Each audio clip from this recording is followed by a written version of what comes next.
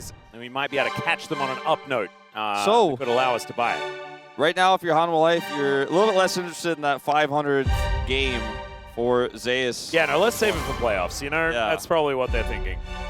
Let's see what this draft looks like here, because a lot of comfort for Hanwha Life Esports scattered around 5 players. The comp we were concerned about, but it just didn't matter, as they had way too much prio in mid, and the desk broke everything else down. So let's redraft here. Moving to game 2, clean the slate, and see what HLE will give over to T1, who now have first pick in game 2. The Poppy, the Camille, the Bard, and Dekaria, of course, going to be banned. They even banned the Vi themselves here against T1. Yeah, the Nocturne needs to be banned away as well, and Ryze is the priority. With Ariana Cassio already taken, the Ryze stocks go through the roof, and I'm expecting that one to possibly even just be a first pick here for T1. I'm kind of feeling like, what's Faker playing with Pantheon? Because I think when the Ryze goes over, Owner has to pick up the Pantheon as a response. They could ban the Ryze now, I suppose, or even ban the Pantheon. Let's see what they decide to do. Banning the Jarvan. All right. Which is a wise call into Kanavi.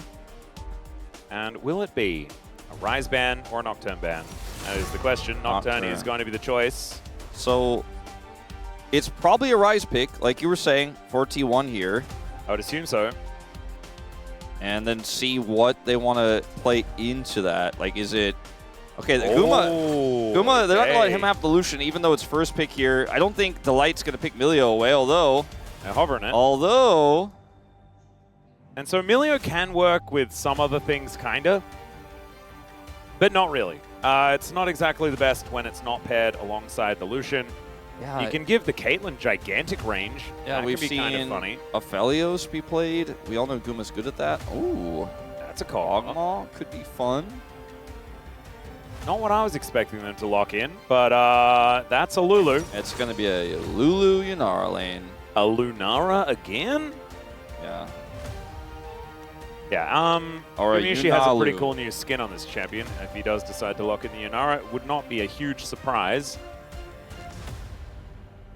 What are they cooking? Are they just looking for a jungle pick here instead because they have priority on that and they will be able to get the 80 carry pick on this is anyways? more fun.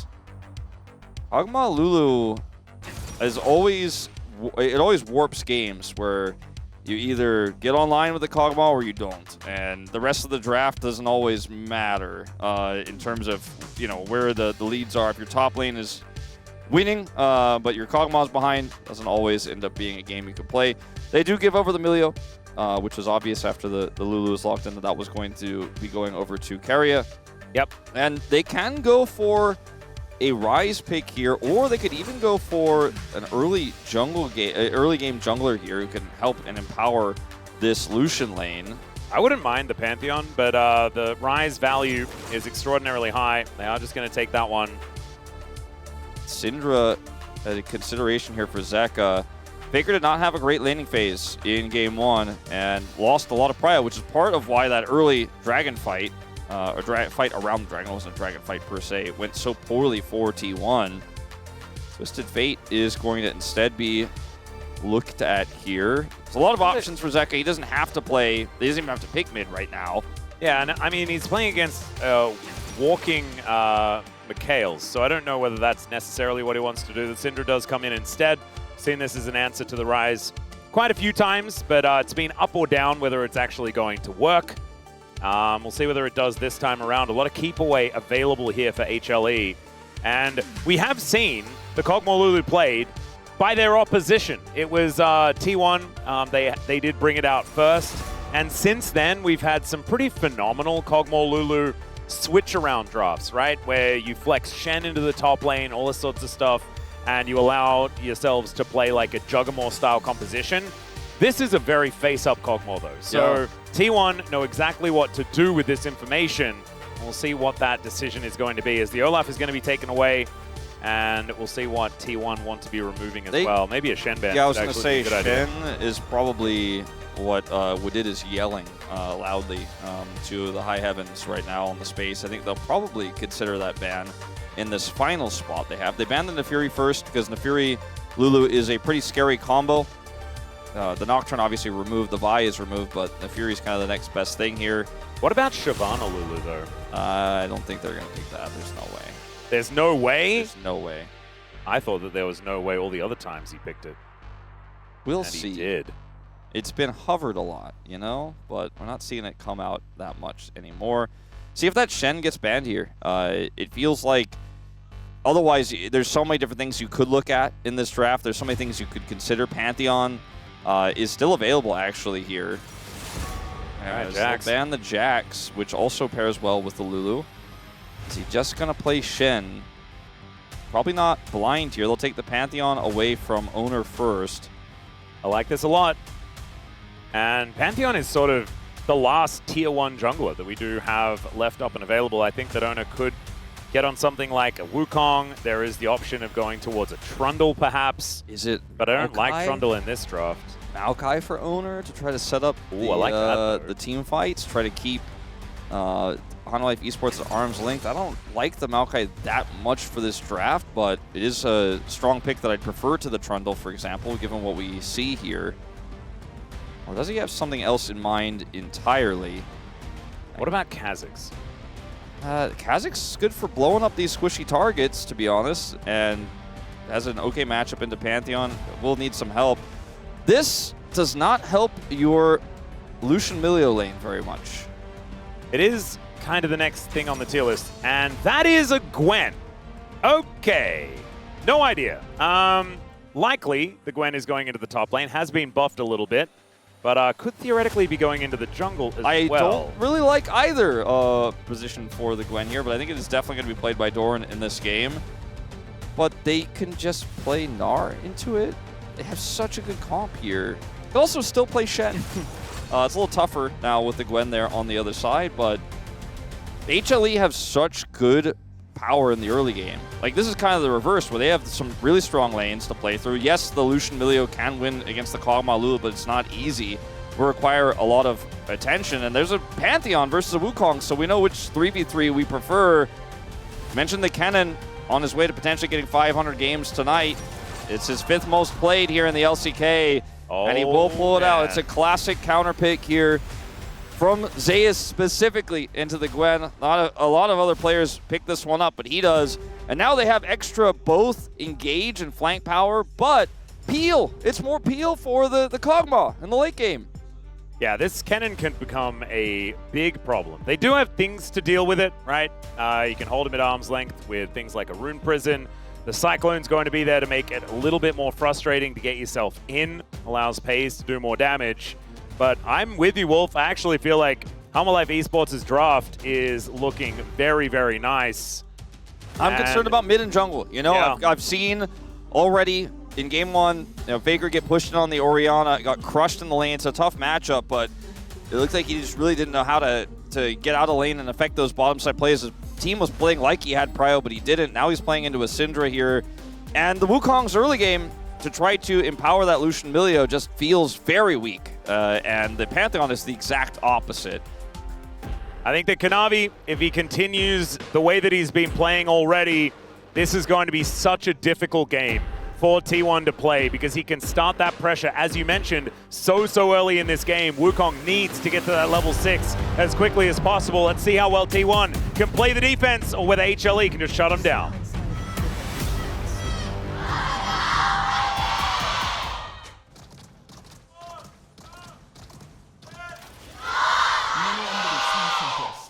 All right, here we are, ladies and gentlemen. Under the Rift for game number 1. Zeka spotting out the fact that there is a ward placed in that mid brush and will therefore immediately head back towards the top side. Already an early ward goes down from Faker, so he will have full information as to the whereabouts of this Syndra as he makes his way back to lane. And all quiet on Summoner's Rift for the moment. The vision that has gone down, though, going to be giving a lot of information over to both teams about where these junglers are going to be, assuming Owner is going to head towards his Raptors relatively soon. Doran has opted for teleport and exhaust. You often forego the teleport in modern League of Legends because of the role quest, but he wants to have that shield, wants to be able to have that empowered TP, so he does opt for this, but that means he will not have flash. And that can be very scary, especially when you're dealing with all of the CC and setup that HLE have. And otherwise, I think T1 are going to have to play through sides as Keria loses half of his health bar in this matchup they opted into.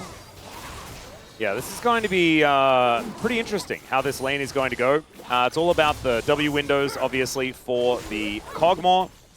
But T1, I think, will have more flexibility when it comes to their ability to do damage, especially after they hit level 3. So the early stages can be a little bit difficult, a little bit tricky for the Lucian, but once you get access to more buttons, things can be very, very frightening, especially with the increased range the Pays can pick up from Emilio. Guma happy to just get that shield from Delight and continue to trade. Doesn't even take barrier in this matchup, has the exhaust, which will be very useful for him in team fights later on as well into this Gwen.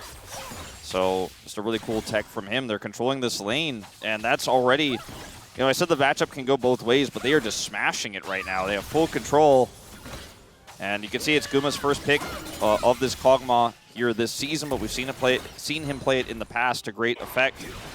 Oh, Faker taking a lot of damage here. Zeka just needs one more orb. There's the ghost, and Faker, he ran back to the wave. That terrified probably everyone. Does get the level up and will survive, but that is a lot of summoners now blown for nothing on Zeka's side. Now Gumushi taking a lot as Pays dashes in. Double tap not going to be enough to kill him though, and the exhaust will be able to save the life of this Kog'Maw. Now Kanavi's moving down, but this time Ona is there in position to deny the attempted gank. I mean, Guma does need to be very careful underneath this turret. Should be able to go back home. Need a little bit more information about what happened to Guma's health bar to fully understand why this happened, but we kind of jumped in very late because of what was happening in the mid lane there. And he gets pushed out after we were singing his praises just moments before. Oh, Delight has to flash. Oof. That Pays not window shopping. No, that will hurt a lot. I'm surprised Zeka didn't flash for the kill on the Faker as well, but the level up came through and he was like, I'm not 100% sure I'm going to secure this. He's also placed his Q really aggressively there, expecting potentially a flash or earlier ghost from Faker there. So Faker doesn't have sums, but he does survive. And so that's a good thing. As we were talking about how this matchup can be tough, and he almost got soloed. Wow. Thorin is also surviving here in this top lane as well. Zeus goes back, grabs some Boots of Lucidity. And he is very far ahead as far as farm is concerned, but Thorin's alive. And that we can put into the pros column. This can be an incredibly difficult matchup early on. Cannon is pretty good at dealing with melee champions. There towards the top side. Snip, snip. But Thorin is just going to finish off the wave and look for a bit of a reset, perhaps. And there it is. Cannon recently buffed as well on this patch. So just a good choice in general here for Zeus, but like it feels like Chekhov's gun, or Chekhov's cannon in this case, with us talking about earlier in his 500 wins. Yep. He does pull this out here in a rare matchup because Gwen also changed and trying to see her in more play. At least that's the idea in this patch, but hasn't really been seen that much in the LCK thus far. Still very niche and has a lot of hard counters, so very difficult champion to blind.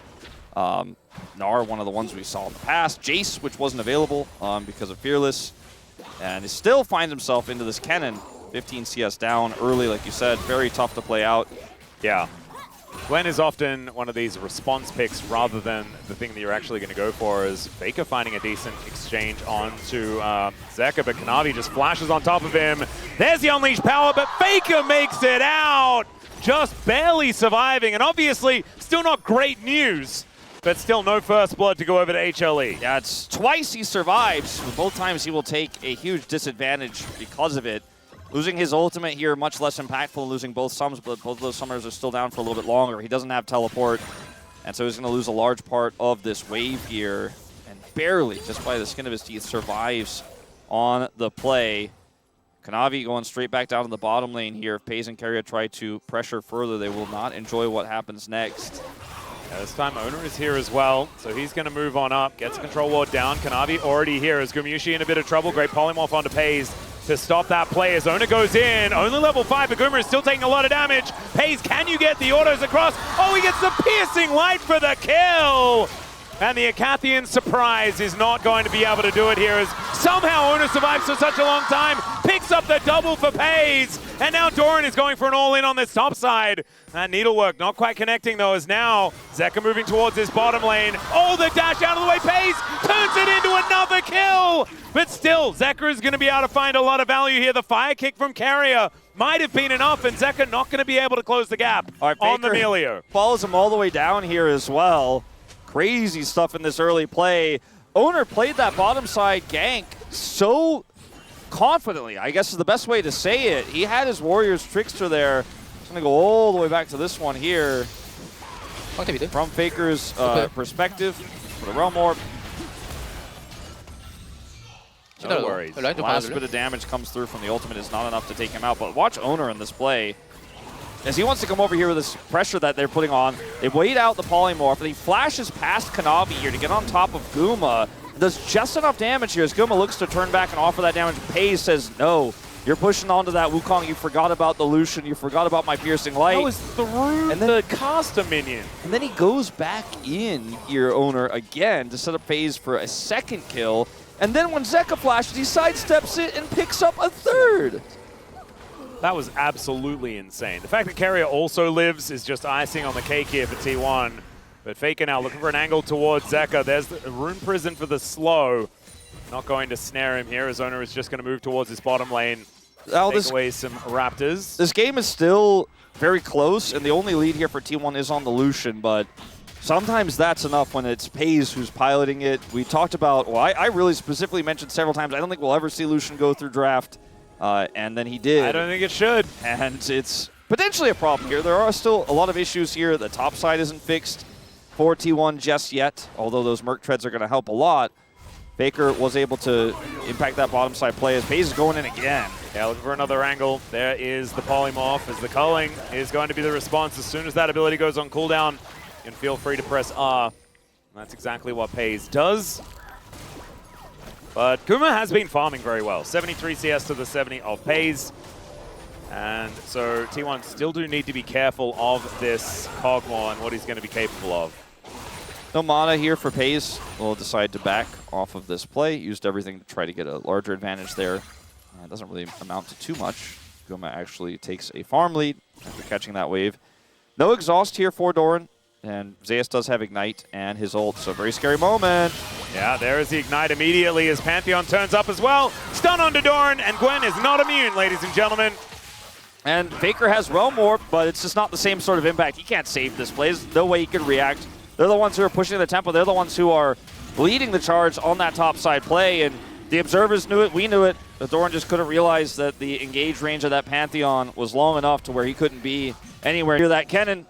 Zeus didn't even have to flash for the play. And now, T1, they do get themselves the Dragon in the cross map. And Doran does have teleport to bring him back towards his top lane, but this cannon is going to become a massive problem here in this game. And it's the AP variant. You know, it's very, very high damage when we get to the mid game. As Owner is once again trying to set up for a dive. Oh dear, teleport is going to come through from Zeka to bring him towards his bottom lane. And so that will mean an end to that play. No dive to come on through. But getting that teleport out of Zeka, moving him out of this mid lane is still going to be good here for T1. Yeah, I mean, they are able to force the TP. Faker stays. You could see Faker was considering a Realm Warp to follow on the play, but he realizes, I'm Rise, they've got Scatter. This is probably just too risky with the Wukong trying to Cyclone and all that. Zeus comes in here and is able to get Doran with a tip of his ultimate. Why? Because Doran doesn't have Flash. He doesn't have to flash to follow or anything like that. Doesn't have to expend any summoners. It's the Kanavi follow-up there with the stun and the Ignite that he ticked at the very beginning of that play. That's enough damage to take Doran out without expending any summoners. Kanavi and Zeus walk away from that kill there with both up. So yes, Faker got a little bit of reprieve in the mid lane with that TP coming through from Zeka, but he hasn't picked up an advantage yet. This cannon is still a problem. We have to wonder, will this Lucian, with all the peel tools here, and the wild growth available, is this lead enough to get T1 into a third game? Well, that is the whole point of this composition from T1, is allow Pays to just put the team on his back, carry this one through. And it's not quite the mid-game just yet, but he is still behind a few creeps here in this lane. Does hit that first item spike first because of all those kills. As Doran not able to find the snip onto Zeus, and he's just peppering him with all this damage. It looks like it is going to be a dash cannon first here for Zeus.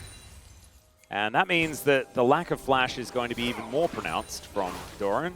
Yeah, Owner wanted to look for a flash cyclone there, but he had to be so far away because of the vision in the river to look for it. And Zeus just kind of slowly pushes up, scouts him out.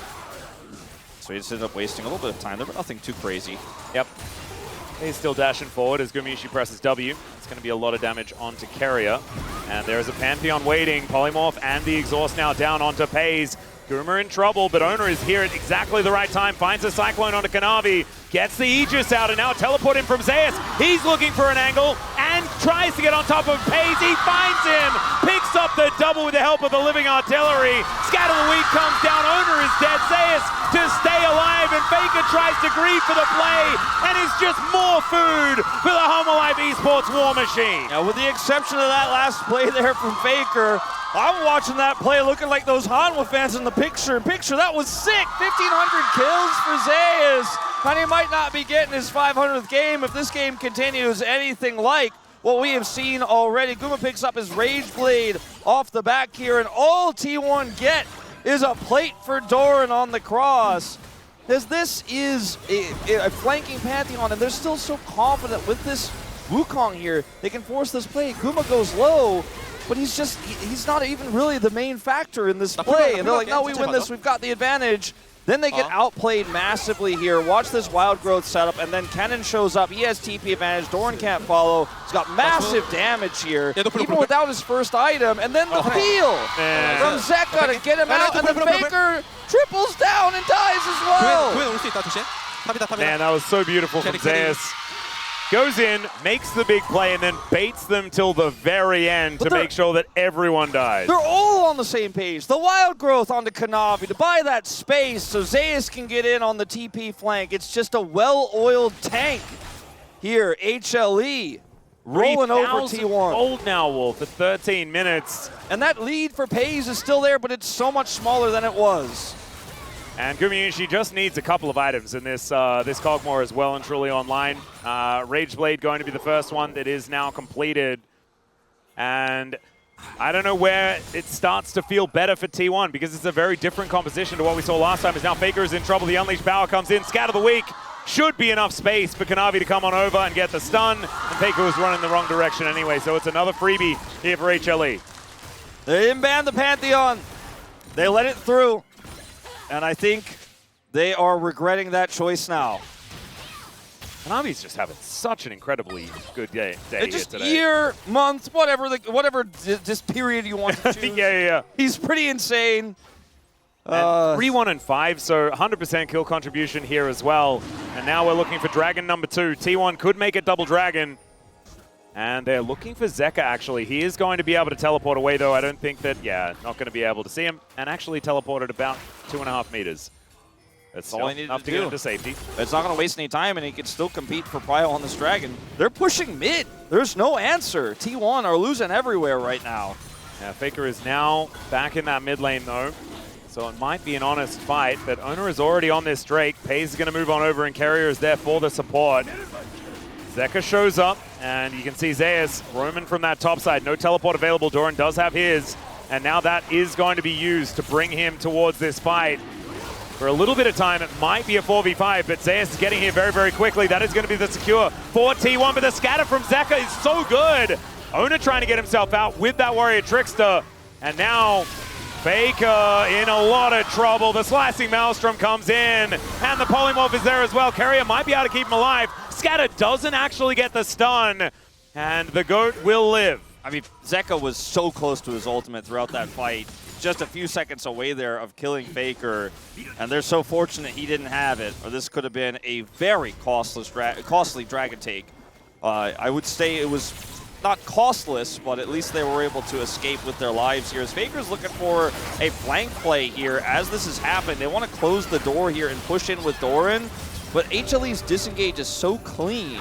And now Faker's isolated. Zeus gets on top of him here, doesn't have flash, but still is able to do so much damage. Watch this scatter as well here, but Faker is able to walk it off. There's no ult for that Syndra, so he does escape with his life. They have double Dragon. It's a very late one into Mountain Soul, so there's a world where if they could stack those up, maybe It could give them a little bit of extra longevity in this game, but right now I just don't see it, especially with HLE walking out of that fight and now moving directly to Herald Prio, which will open up the map further. There's only one plate left on that mid turret. Yeah, it's likely they can get over and siege that one out, especially with the Bioarcane Barrage here from the Kog'Maw. Extending that range. Zeus just goes in, looking for another angle, and there is no ulti for Carrier. He's dead, so's Pays. And yeah, that turret's gonna die. Zeus is just like, I have flash up. You can't be anywhere. That isn't underneath the turret, and even that's not safe. Oh, good mist to be put down here by Doran. Zeka not quite able to kill him, but still getting closer. A lot of damage. And I mean, they're just dropping the Herald to kill him. Kanavi's gonna have his stun ready. Oh no, Doran could just be dead here. He Straight up, the Aegis comes down. The Q is going to miss. He should have another one of those though, and he just doesn't have flash, so there's just no way out. And Gwen is dead, and now Zeus is going to get closed in on here as well. The flash forward, Faker tanking up the turret, and that will allow Owner to get out of there safely. So there is at least one kill back, but it's 11-4. Yeah, and look at the top lane here. Zeka, with that kill onto Doran, is pushing this super hard, taking more plates out. We'll get the back here, but look at this flash play. 볼 수 있는데 지금. He's looking for it. And look at the, like, they have everything. They have the Wild Growth, they have the Kog'Maw position. The Pantheon Ultimate feels like it's totally unnecessary. Like, there's so many reasons why they're so dead. And he doesn't have it for this play, so Doran's like, maybe I'll be okay. No, he's not. He's not okay. He has to leave the turret, and he's going to lose his life anyways. Leaves just too late. And also, Kanavi remains on 100%, so he is 11 out of 11 this game. Being able to drop into the mid lane and then immediately go top, get that kill onto Doran. Efficient use of jungle at times so far for Kanavi here in this game. Faker has the turret aggro here, so he can just kind of walk it off, and there's no way to hold Owner there under turret. All right, Kanavi going to look for another one here, as at least Carrier is there for the disengage. Gumushi moves over with that Void Ooze. But it looks like T1 are going to be able to successfully make their way out. But this game is just all HLE. It's going to be so hard for T1 to make any sort of move back in. The gold lead is only extended. Look at Faker's items right now, or the lack thereof. It's 2 stacks of Rod. Doesn't have his second item yet. Is a level behind right now, so he's really going to need that Rod of Aegis to complete, but it'll take 8 minutes before it does. Thinking about Actualizer and late game scaling, that is just off the cards, and oh dear, just die here. Yeah, this is the problematic part. Scatter is not going to connect. Living Artillery does, but he is still able to walk it off. He's off the map, and this is a huge push. Like, they don't have a side laning Gwen because Doran is 0 and 2. And is unfortunately not able to move when Pantheon's ult's up. So he can clear waves, but then he has to just back repeatedly. He's not actually threatening any turrets. He's not able to do anything. Maybe in 10 minutes, if he's big enough, he can actually do damage to it so quickly that he can make those risky calls. But Kanavi's ult is up. You can't be anywhere. When Zeus' flash is up, you can't be anywhere, as we've already learned. He went Storm Surge. He is huge. He has the dash cannon for extra gap close. Yeah. He has the highest damage in the game. Zeus is a very big boy. Kanavi has the most gold in the game, which is pretty impressive. Gumushi pretty close behind him there as well with that quest that he has. Feels like cheating just a little bit here, but the Kog'Maw being this relevant is just terrifying as well. Navori now online, doesn't have to worry about these cooldowns, and that is exactly what Kog'Maws most of the time worry about. Zeus now looking for an angle here as once again Kanavi shows up. Faker's dead. There's just nothing he can do about it. Where is the counterplay? I don't know. As Pays goes in and then goes out via the Death Chamber. As Carrier, he might be in trouble as well, as the orbs just do so much damage from Zeka. Another one connects, but there is the fire kick from Carrier to at least get some level of respite. It's a Baron on spawn against T1. God.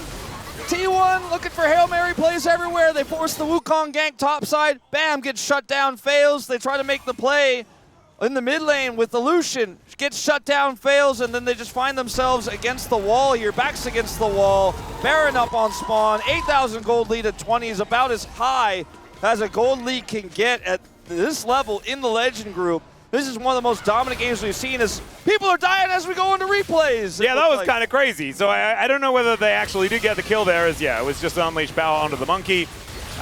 This was Kanavi destroying Faker. Not a lot of options there. I mean, they tried to set up a gank and the Cyclone actually was used. Yeah, and so he doesn't have it defensively at the moment, but look at this. Zeka just says no. Zeka is like a peel artist in this game on this Syndra. I mean, like, if we roll the clock back 4 years ago when Zeka won a world championship, we could never say he was good at Syndra, but in 2026, man, he's out of control. He's looking pretty ridiculous at the moment as Faker is going to get the power unleashed upon him. And thank you for demonstrating exactly what we were talking about there, The Zeka. rare caster blessing, I guess. Yeah, I was somehow expecting Faker to just turn that and then solo kill him somehow because caster curses are so powerful and very real. But not this time.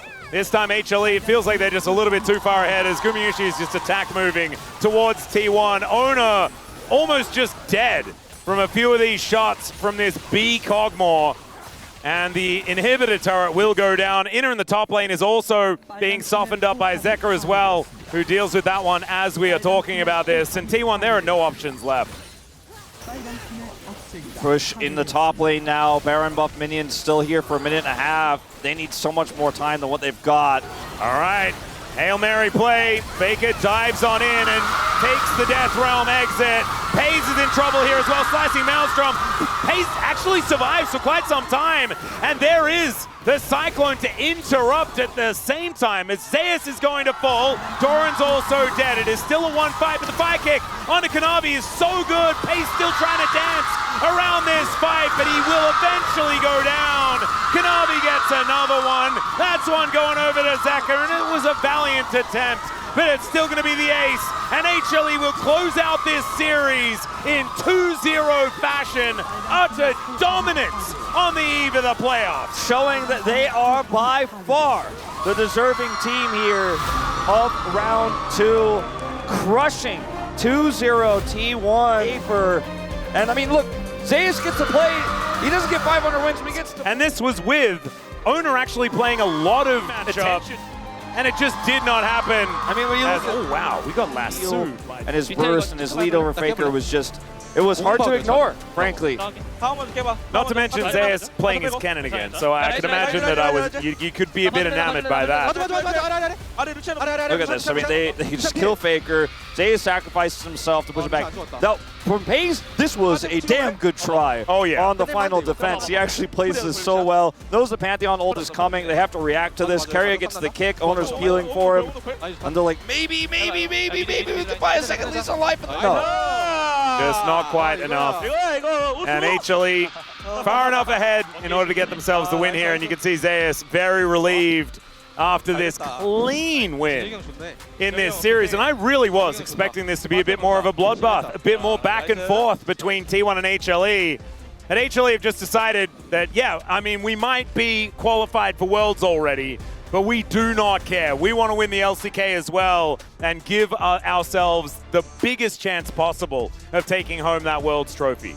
Paze, he was played through. He had a lot of money early, but it just didn't matter. They get bowled over here. Look at Guma. He wasn't important, not because he played badly, but because they were so ahead. Like, and also, you can't be important when everybody else is being so important. Kanavi's going to pick up a very, very understandable player of the match here, only dying once, which is absolutely ridiculous. 18, 1, and 12. Not a bad scoreline, you could say, for the gentleman from the jungle.